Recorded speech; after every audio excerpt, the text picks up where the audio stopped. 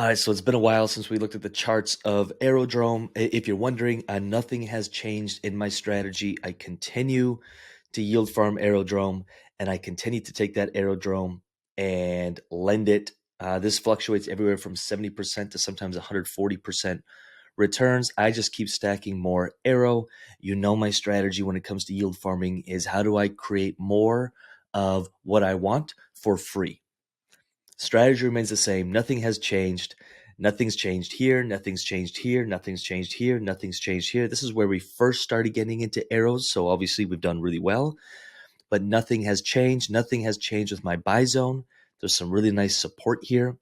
I think this right here was unhealthy. And so it's no wonder why we messed around and came right back to the buy zone here. Every time I see something like this, I'm like, oh, unhealthy, ride it, take profit if you want. At the end of the day, I really don't care. I play the long game. And I think we could be seeing $2 here in June, which really, really excites me.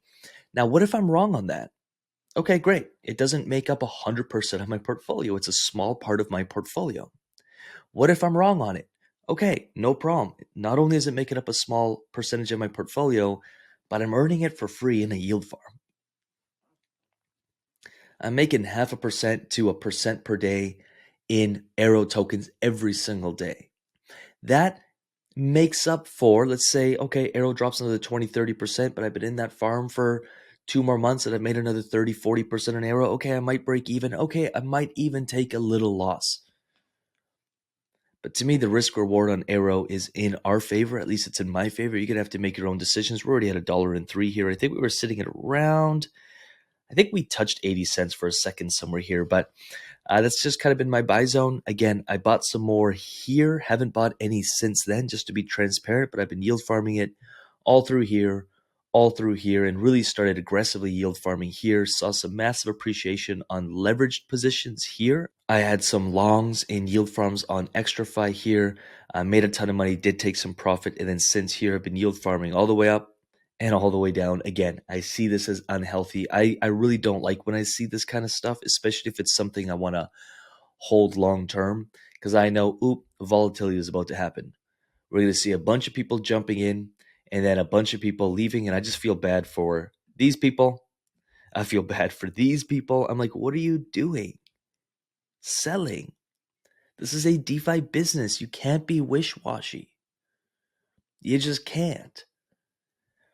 People are still so emotional about this stuff. And I'm like, you just can't be emotional or you're going to lose this game. At some point, you just won't be able to take anymore. Calm, cool, calculated. Maybe you do have a sell. If you're like, hey, if it hits this, I'm just kind of out. That's as much as I'm willing to lose. Okay, that's fair. But it's not emotional. It's pre-planned. And hey, here's where I'll be taking profit. My first profit-taking point is around the $2 mark. And I got a certain allocation of the AERO tokens that I've been building that I will sell for profit. Now, some people are going to say, you're an idiot because AERO's going to $10. I get it. But I'm not emotional about it. I ladder out on the way up and I buy in on the way down. It's as simple as that. It's not emotional. And yep, I make money. And at times I lose money. I'm not emotional about it. Okay, great. What can I learn from it? Perfect. Moving on. People are still thinking they're getting a 100% win rate on all of this all of the time, and they're only going to print millions of dollars every single day for the rest of their lives. It doesn't work that way. Markets go up, markets go down. Things go up, things go down. But if you have an overall strategy, you're not affected by this little stuff. In fact, you buy more when the markets are down. And I'm not talking about AERO specifically. You can put that into any asset that you've been looking at, that you understand, that you want to hold, that you're making more of, that you're yield farming for. And you're not concerned when markets go up or down because you understand the asset. You understand what you're invested in. You understand and you have conviction and you have a plan. So yeah, I'm looking forward. I mean, I could see AERO hitting. I mean, again, people are like, oh, but that's not till like June or end of June or mid-June.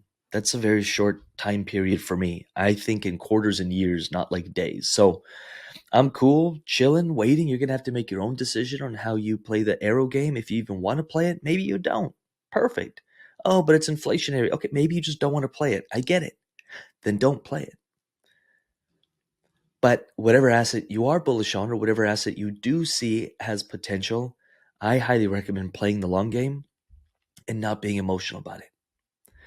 Really hope that helps. I will leave some videos on the four corners of my screen. After you like this video and subscribe to this channel will not grow without your support. So if you want to share it with someone, a colleague, coworker, friend, loved one that you think it will help, share it.